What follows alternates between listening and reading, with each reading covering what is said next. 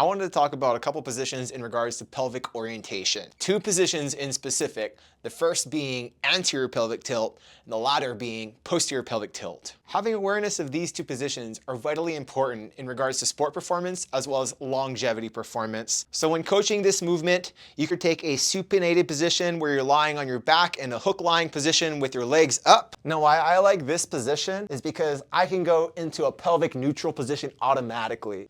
Once I can identify a pelvic neutral position, I can transition this from the hook lying unsupported position to a progressed stance, which would be the tall kneeling position.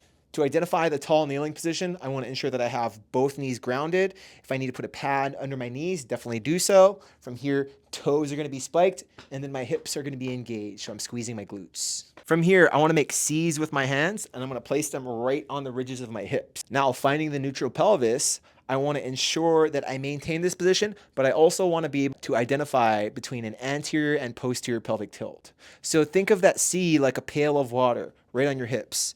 As soon as you start to spill the water, that index finger starts to fall below the thumb, and my hips start to automatically go into the anterior pelvic tilted position.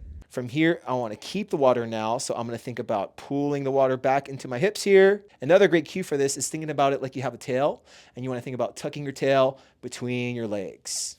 And you want to oscillate between anterior and posterior pelvic tilt.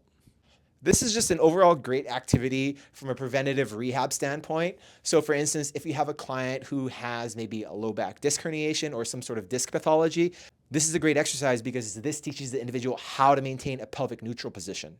Additionally, this exercise can be used as an activation primer to get the hips warmed up and to create awareness between the brain and the hips.